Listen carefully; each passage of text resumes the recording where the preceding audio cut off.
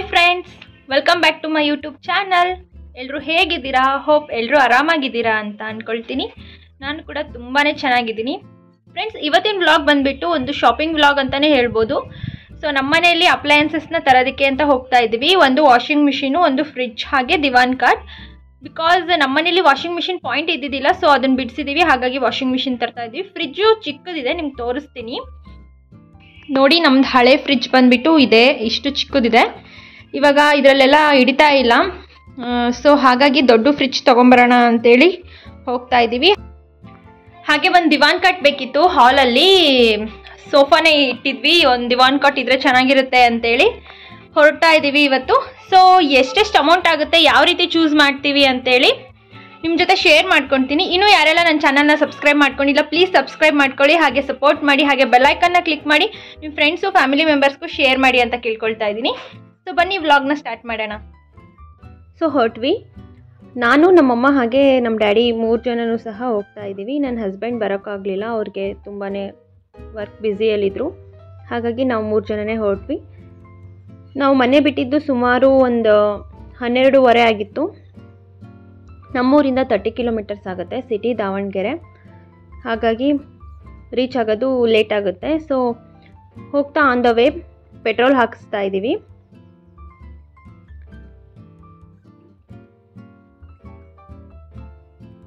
So finally ನಾವು reach ಆದ್ವಿ. ತುಂಬ ಅಂದರೆ ತುಂಬ ಟ್ರಾಫಿಕ್ ಇತ್ತು, ಸೊ ಹಾಗಾಗಿ ಇನ್ನೂ ಲೇಟ್ ಆಗೋಯ್ತು. ಫಸ್ಟ್ಗೆ ನಾವು ಕ್ರೋಮಾದಲ್ಲಿ ನೋಡೋಣ ಅಂತೇಳಿ ಹೋಗ್ತಾ ಇದ್ದೀವಿ. ಬಿಕಾಸ್ ಒಂದು ಶಾಪಲ್ಕಿನ ಒಂದು 2-3 ಶಾಪಲ್ಲಿ ವಿಚಾರಿಸಿದ್ರೆ ಬೆಟರ್ ಅಂತೇಳಿ. ನಾನು ಆಲ್ರೆಡಿ 2 ಡೇಸ್ ಬ್ಯಾಕ್ ಹೋದಾಗಲೇ ವಿಚಾರಿಸ್ಕೊಂಡು ಬಂದಿದ್ದೆ, ಆದರೂ ಇನ್ನೊಂದು ಸಲ ವಿಚಾರಿಸೋಣ ಅಂತ ಹೋಗಿದ್ವಿ. ಇದು ಕ್ರೋಮಾದಲ್ಲಿ ಬಂದುಬಿಟ್ಟು ತುಂಬಾ ಕಲೆಕ್ಷನ್ಸ್ ಇದ್ವು. ಬಟ್ ನಾವು ಹೋಗಿದ್ದು ಈಶ್ವರ್ ಅಂಗಡಿಗೆ. ಇದು ಕ್ರೋಮಾದಲ್ಕಿನ್ನ ಈಶ್ವರಲ್ಲಿ ಇನ್ನೂ ಜಾಸ್ತಿ ಕಲೆಕ್ಷನ್ಸ್ ಇದ್ದಾವೆ. ಆ್ಯಂಡ್ ದಾವಣಗೆರೆಗೆ ಫೇಮಸ್ ಅಪ್ಲಯನ್ಸಸ್ ಅಂಗಡಿ ಅದು. ಸೊ ಆದರೂ ಕ್ರೋಮಾ ಒಂದು ಟೈಮ್ ನೋಡೋಣ ಅಂತೇಳಿ ಹೋದ್ವಿ. ದೊಡ್ಡದಾಗಿ ತೊಗೋಬೇಕಿತ್ತು, ಹಾಗಾಗಿ 2-3 ಅಂಗಡಿ ಸುತ್ತಾಡಿ ತೊಗೊಂಡ್ರೆ ಬೆಟರ್ ಅಂತೇಳಿ ಅನಿಸಿ ಹೋಗಿದ್ವಿ. ಇಲ್ಲೂ ಸಹ ತುಂಬಾ ಕಲೆಕ್ಷನ್ಸ್ ಇದ್ವು, ಬಟ್ ಆಫರ್ ಅಷ್ಟೊಂದೇನು ಇದ್ದಿದ್ದಿಲ್ಲ. ಕಂಪ್ಯಾರಿಷನ್ ಟು ಈಶ್ವರ್ ಅಂಗಡಿ ಕಂಪೇರ್ ಮಾಡಿದರೆ ಅಷ್ಟೊಂದು ಇರಲಿಲ್ಲ. ಅಷ್ಟರಲ್ಲಿ ಮಧ್ಯಾಹ್ನ ಊಟದ ಟೈಮ್ ಆಯಿತು ಅಂತೇಳಿ ಆತಿಥ್ಯ ವೆಜ್ ಅಂತೇಳಿ ಅಲ್ಲೇ ಒಂದು ಹೊಸ ರೆಸ್ಟೋರೆಂಟ್ ಓಪನ್ ಆಗಿದೆ, ಅಲ್ಲಿಗೆ ಹೋಗಿದ್ವಿ. ಇದು ನ್ಯೂ ರೆಸ್ಟೋರೆಂಟು ಓಪನ್ ಆಗಿರೋದು, ಬಟ್ ತುಂಬ ಚೆನ್ನಾಗಿದೆ. ಆ್ಯಂಬಿಯನ್ಸ್ ಆಗಿರಬಹುದು, ಹೈಜೀನ್ ಆಗಿದೆ, ಹಾಗೆ ಕುತ್ಕೊಳ್ಳೋದಕ್ಕೆ ಎಲ್ಲ ಸ್ಪೇಷಿಯಸ್ ತುಂಬ ಚೆನ್ನಾಗಿದೆ. ತುಂಬಾ ಇಷ್ಟ ಆಯಿತು ನನಗೆ ಈ ಹೋಟೆಲ್. ಅಲ್ಲಿ ಯಾರೋ ಒಂದು ಫ್ಯಾಮಿಲಿ ಬಂದುಬಿಟ್ಟು ಬರ್ತ್ಡೇ ಸೆಲೆಬ್ರೇಟ್ ಮಾಡ್ತಾಯಿದ್ದಾರೆ. ಸಾರಿ, ಫ್ಯಾಮಿಲಿ ಅಲ್ಲ, ತುಂಬ ಜನ ಲೇಡೀಸೇ ಇದ್ದರು. ಮೇ ಬಿ ಕೊಲೀಗ್ಸ್ ಅವರು ಪಕ್ಕದ ಮನೆಯವರು ಈ ಥರನೂ ಇರಬಹುದು, ಗೊತ್ತಿಲ್ಲ. ಸೊ ಬರ್ತ್ಡೇ ಸೆಲೆಬ್ರೇಟ್ ಮಾಡ್ತಾಯಿದ್ರು. ಬರ್ತ್ಡೇ ಫೋಟೋಶೂಟಿಗೂ ಸಹ ಅಲ್ಲಿ ಬೇರೆ ಕಡೆ ಒಂದು ಡೆಕೋರೇಟ್ ಮಾಡಿದ್ದಾರೆ ವಾಲ್ನ, ಚೆನ್ನಾಗಿದೆ. ನಾವಿಲ್ಲಿ ನಾರ್ತ್ ಇಂಡಿಯನ್ ಥಾಲಿ ಟ್ರೈ ಮಾಡಿದ್ವಿ, ತುಂಬಾ ಚೆನ್ನಾಗಿದೆ. ಸೂಪ್ ಟ್ರೈ ಮಾಡ್ತಾಯಿದ್ದೀನಿ. ಫಸ್ಟ್ ಸೂಪ್ ತಂದು ಕೊಟ್ಟಿದ್ರು, ಸೊ ಸೂಪರಾಗಿತ್ತು ಟೇಸ್ಟ್ ಮಾತ್ರ.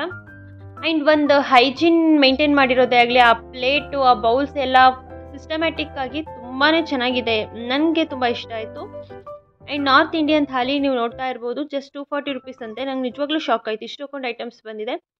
ಒಂದು ಮೋತಿಚೂರ್ ಲಡ್ಡು ಇತ್ತು, ದಾಲ್ ಇತ್ತು, ವೆಜ್ ಕರಿ ಇತ್ತು, ಪನ್ನೀರ್ ಕರಿ ಇತ್ತು, ಕರ್ಡ್ ರೈಸು, ರೈತಾ, ಪಿಕ್ಕಲ್ಲು, ಬೇಬಿ ಕಾರ್ನ್ ಫ್ರೈ, ಹಾಗೆ ಸ್ಯಾಲೆಡ್ಡು ಮತ್ತು ಪಾಪಡ್ಡು, ಒಂದು ಬಟರ್ ನಾನ್, ಹಾಗೆ ಇನ್ನೊಂದು ನಾರ್ಮಲ್ ತಂದೂರಿ ರೊಟ್ಟಿ ಇತ್ತು. ನನಗೆ ಇಷ್ಟೊಂದು ತಿನ್ನೋಕ್ಕಾಗಲ್ಲ ಅಂತೇಳಿ ನಮ್ಮ ಮಮ್ಮಿ ಡ್ಯಾಡಿ ಕೊಡ್ತಾ ಇದ್ದೆ. ಸೊ ಮೋತಿಚೂರ್ ಲಡ್ಡು ತುಂಬಾ ಚೆನ್ನಾಗಿತ್ತು, ಫ್ರೆಶ್ ಆಗಿತ್ತು. ಟೇಸ್ಟ್ ಮಾತ್ರ ಸೂಪರ್ ಆಗಿತ್ತು. ಎಲ್ಲ ಫುಡ್ಡು ಅಷ್ಟೇ, ಟೇಸ್ಟ್ ತುಂಬಾ ಚೆನ್ನಾಗಿತ್ತು. ನಂಗೆ ಸಿಕ್ಕಾಪಟ್ಟೆ ಇಷ್ಟ ಆಯಿತು. ಇನ್ನೊಂದು ಸಲ ಹೋದರೆ ಮತ್ತೆ ಇದೇ ಹೋಟೆಲಿಗೆ ಹೋಗಬೇಕು ಅನ್ನಿಸ್ತು, ಅಷ್ಟು ಚೆನ್ನಾಗಿತ್ತು. ಫುಡ್ ಕ್ವಾಲಿಟಿ ಆಗಿರ್ಬೋದು, ಟೇಸ್ಟ್ ಆಗಿರ್ಬೋದು.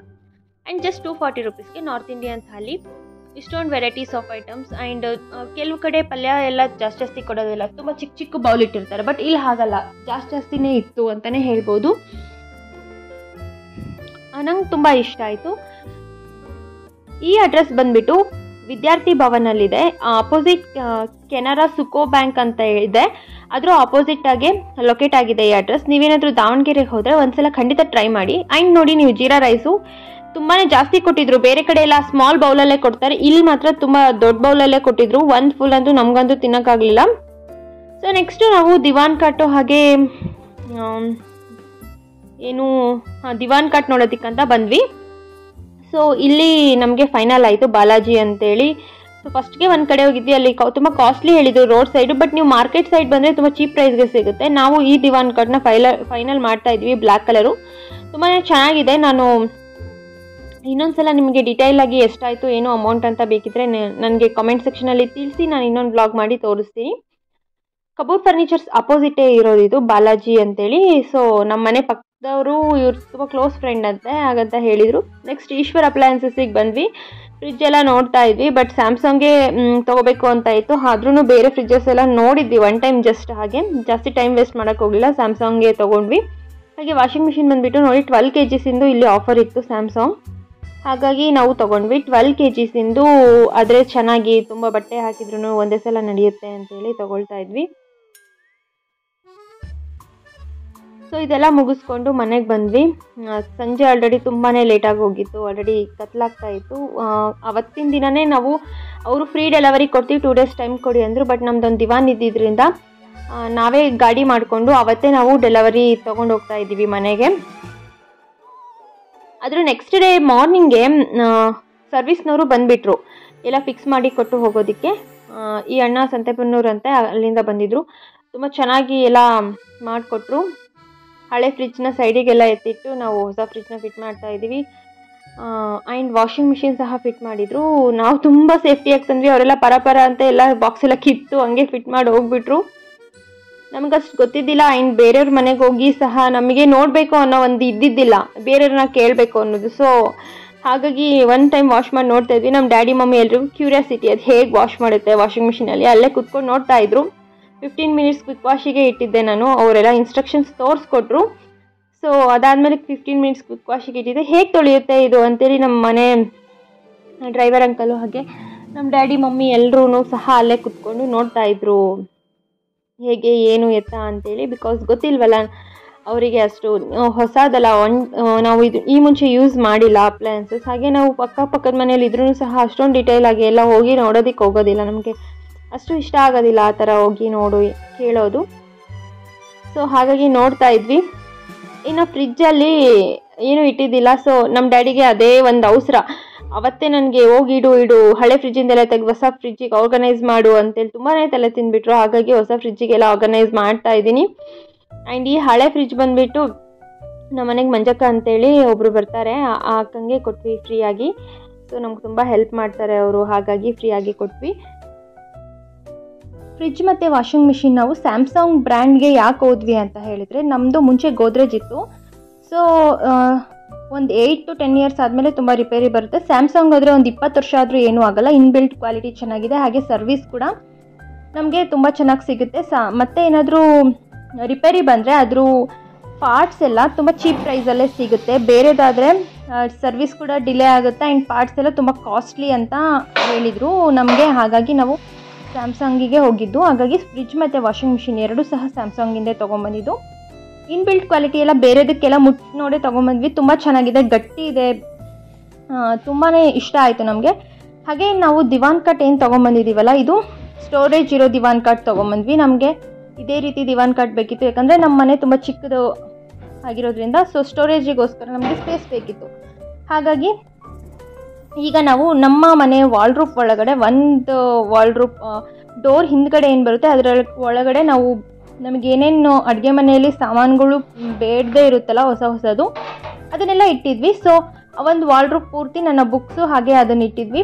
ಸೊ ಇಲ್ಲಿ ನನಗೆ ಜೋಡಿಸ್ಕೊಳ್ಳೋದಕ್ಕೆ ತುಂಬಾ ಈಸಿ ಆಯಿತು. ಸೊ ಇದ್ರ ಒಳಗಡೆ ಎಲ್ಲ ಜೋಡಿಸಿಟ್ಬಿಟ್ರೆ ಅದು ಒಂದು ಸ್ಪೇಸ್ ಫುಲ್ ಫ್ರೀ ಆಗುತ್ತೆ. ಅಲ್ಲಿ ನನಗೆ ಮತ್ತೆ ಇನ್ನು ಬಟ್ಟೆಗಳು ಇಟ್ಕೊಳ್ಳೋದಕ್ಕೆ ಜಾಗ ಸಿಗುತ್ತೆ ಅಂತೇಳಿ ಎಲ್ಲ ಜೋಡಿಸ್ಕೊಳ್ತಾ ಇದ್ದೀನಿ.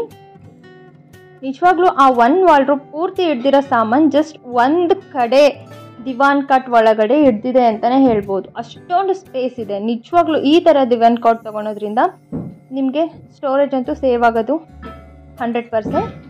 ಸೊ ದಿವಾನ್ ಕಾಟು ಅಷ್ಟೇ ತುಂಬ ಚೀಪ್ ಪ್ರೈಸ್ಗೆ ಸಿಕ್ಕಿದೆ. ಹಾಗೆ ಫ್ರಿಜ್ ಮತ್ತು ವಾಷಿಂಗ್ ಮಿಷಿನ್ ಎರಡೂ ಸಹ ಆಫರಲ್ಲಿ ತುಂಬಾ ಕಡಿಮೆ ರೇಟಿಗೆ ನಮಗೆ ಸಿಕ್ತು. ಫ್ರಿಜ್ ಬಂದುಬಿಟ್ಟು 301 ಲೀಟರ್ದು, ವಾಷಿಂಗ್ ಮಿಷಿನ್ ಬಂದುಬಿಟ್ಟು 12 kgದು. ಸೊ ಪ್ರೈಸ್ ಎಷ್ಟಾಯಿತು ಏನು ಅನ್ನೋದು ನಿಮ್ಗೇನಾದರೂ ಡೀಟೇಲ್ಸ್ ಬೇಕಿದ್ದರೆ ನನಗೆ ಕಮೆಂಟ್ ಮಾಡಿ ಕೇಳಿ. ನೆಕ್ಸ್ಟ್ ವ್ಲಾಗಲ್ಲಿ ಯಾವ ರೀತಿ ಇದೆ ಕಂಪಾರ್ಟ್ಮೆಂಟ್ಸ್, ಹಾಗೆ ಯಾವ ರೀತಿ ಇದೆ ಎಲ್ಲ ಫೀಚರ್ಸ್ ಅಂತೇಳಿ ನಾನು ಫ್ರಿಜ್ ಹಾಗೆ ವಾಷಿಂಗ್ ಮಿಷಿನ್ದು ಡೀಟೈಲಾಗಿ ಎಕ್ಸ್ಪ್ಲೈನ್ ಮಾಡ್ತೀನಿ. ದಿವಾನ್ ಕಾಟಿನ ಪ್ರೈಸ್ ನೀವೇನಾದರೂ ಕೇಳಿದರೆ ನಿಜವಾಗ್ಲೂ ನಂಬೋದಿಲ್ಲ, ಅಷ್ಟು ಕಡಿಮೆ ರೇಟಿಗೆ ಸಿಕ್ತು. ಹಾಗೆ ತುಂಬಾ ಚೆನ್ನಾಗಿದೆ, ನಮಗಂತೂ ತುಂಬ ಕಂಫರ್ಟಬಲ್ ಆಯಿತು. ಹಾಗೆ ಕಲರ್ ಕೂಡ ನಮ್ಮ ವಾರ್ಡ್ರೋಬ್ ಹಾಗೆ TV ಶೋಕೇಶಿಗೆಲ್ಲ ಮ್ಯಾಚ್ ಆಗೋ ಅಂಥ ಕಲರೇ ಸಿಕ್ತು. ಸೊ ಇವತ್ತಿನ ವ್ಲಾಗ್ ಇಷ್ಟ ಆಗಿತ್ತು. ಸೊ ನಿಮ್ಗೇನಾದರೂ ಈ ವ್ಲಾಗ್ ಇಷ್ಟ ಆಗಿದ್ರೆ ಪ್ಲೀಸ್ ನಮ್ಮ ಚಾನಲ್ನ ಸಬ್ಸ್ಕ್ರೈಬ್ ಮಾಡ್ಕೊಳ್ಳಿ, ಹಾಗೆ ಸಪೋರ್ಟ್ ಮಾಡಿ, ಹಾಗೆ ಬೆಲ್ಲೈಕನ್ನ ಕ್ಲಿಕ್ ಮಾಡಿ. ಬೆಲ್ಲೈಕನ್ನ ಕ್ಲಿಕ್ ಮಾಡೋದ್ರಿಂದ ನಮ್ಮ ನೆಕ್ಸ್ಟ್ ಬರೋ ವ್ಲಾಗ್ಸ್ ನಿಮಗೆ ಮಿಸ್ ಆಗೋದಿಲ್ಲ ಅಂತೇಳಿ ಹೇಳ್ತೀನಿ. ಸೊ ಮತ್ತೆ ನೆಕ್ಸ್ಟ್ ವ್ಲಾಗಲ್ಲಿ ಸಿಗ್ತೀನಿ. ಅಲ್ಲಿವರೆಗೂ ಟೇಕ್ ಕೇರ್, ಬಾಯ್.